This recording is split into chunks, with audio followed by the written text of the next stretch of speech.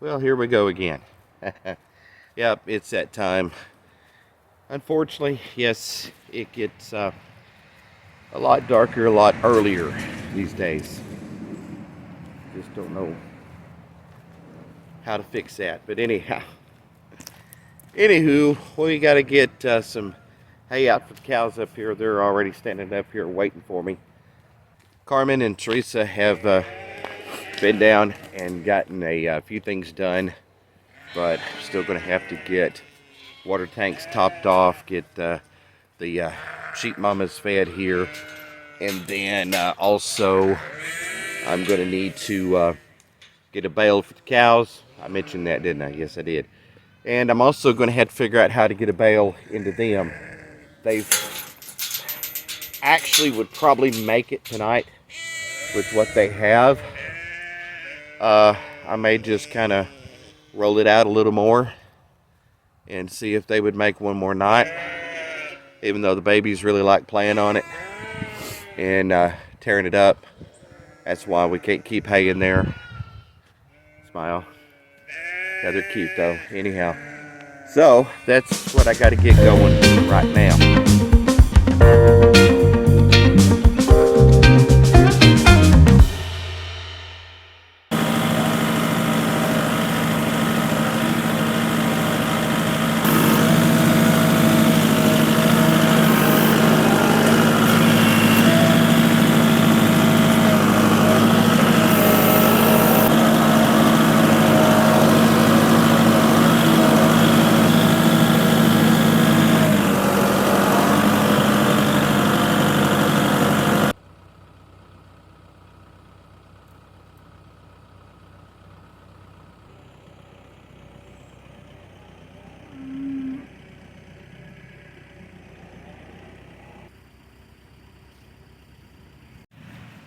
We got the bale out for the mamas and the lambs.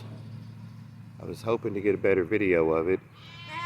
It was getting dark, but unfortunately that bale was very side heavy, so I had to concentrate a whole lot more on just balancing that bale, getting it through there to be able to get it there, because of a lot of uneven ground and how heavy those bales are, and it was uneven on the fork. So anyway, sorry you didn't actually get to see me put it out, but there it is.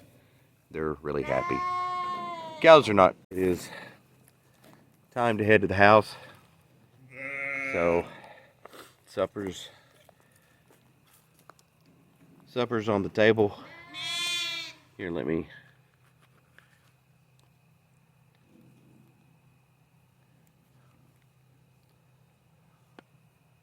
That's a little better. Anyway, supper's on the table.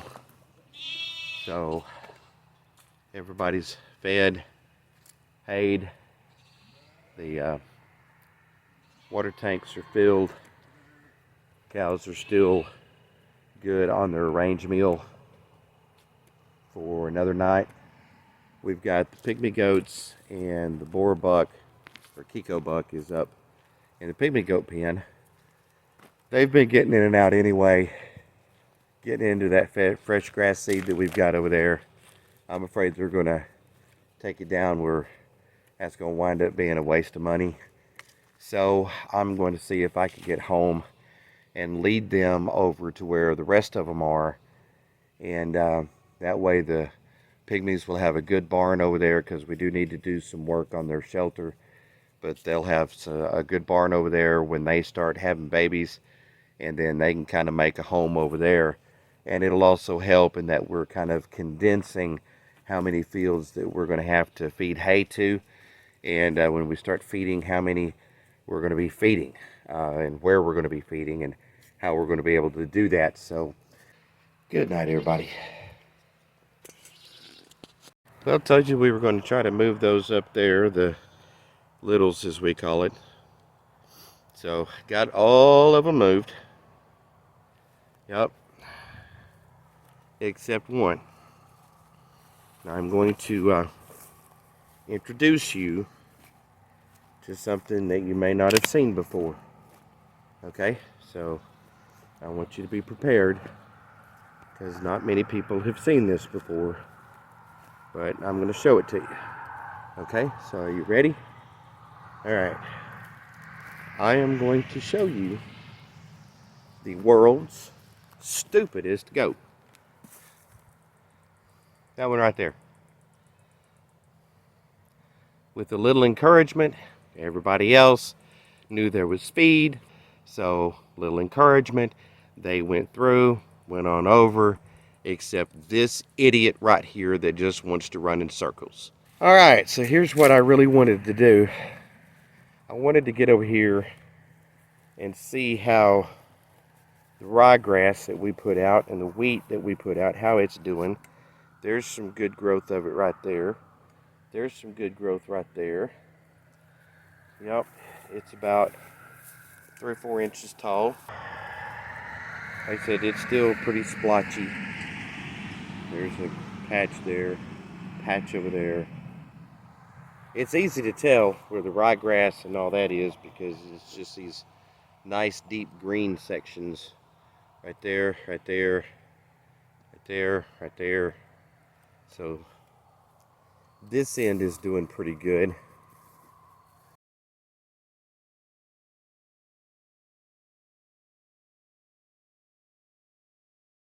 So looks like I'm kind of wishing I would have had a roller or something that I could run over it and kind of really get some good seed soil contact, because that's what it needs. Strong seed soil contact and water. So, you can still get a good stand without having to have it harrowed in or get the, chain run to cover it up or lightly cover. Sorry about the camera. I'm once again trying to open a gate. Anyhow, but it makes it a longer process, because what has to happen then is if you don't set the seed down in the ground, then what's got to happen is it's going to rely on the rain to drive the seed into the ground. So instead of it being done mechanically and get it done that way, it will depend on the rain as it falls on that light seed, push that seed, drive that seed down into the ground to make a good seed soil contact. So if you do it mechanically with a chain harrow or something, it just allows that contact to take place faster. So when you do get moisture, the seed is already into that ground and has good seed soil contact. And then when you get the moisture on top of that, it just allows that seed to go ahead, break dormancy, and start growing a lot faster. So, considering the seed has only been out about a week and 2 days, 3 days, looking good. So that's 10 days. Yep. Average is 14. So that's just kind of average for any grass type seed. Ryegrass is very prolific. Ryegrass is one of those grasses that if anything comes up, it will. And so that's why we did that. Not only is it cold tolerance, but it's usually very easy to get it established. Now the babies are getting big.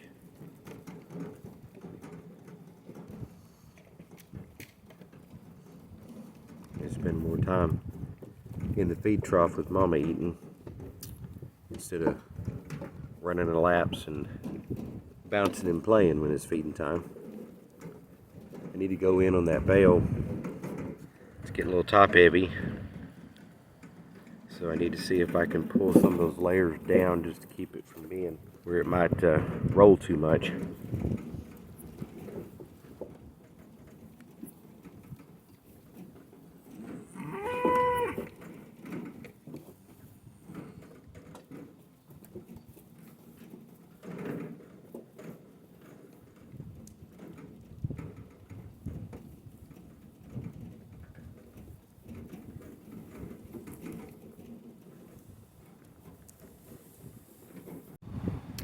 Well, Carmen and Teresa came down and got pretty much most of the bigger stuff done.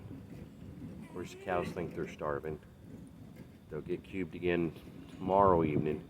They still have a little bit of range meal left, and they're not fond of the range meal, but unfortunately that's just what they're going to have to deal with right now. Looks like the cows soon may be going over to our son's place for the winter, which that's going to be good because he does have a whole lot more acreage available. Got to do what we can to get through this hard time. Feed costs the way it is, hay at a premium. We got to do what we got to do to make it and survive. Well, morning. It is a kind of a cool morning this morning. Not so much out here in the sun, but it is still in the shade. But what we have on hand, and unfortunately I'm just getting started, my battery's already about to die, but what we have got on hand for today is, if you'll remember a couple of weeks ago, I was telling you that it's about time to start getting that mamas in waiting section ready for our next lambing group. We're about 3 weekends, give or take, away from starting our next group of lambing around Thanksgiving. So one thing we've learned about that is if you've got 3 weekends, you better be ready to go in about 2.5.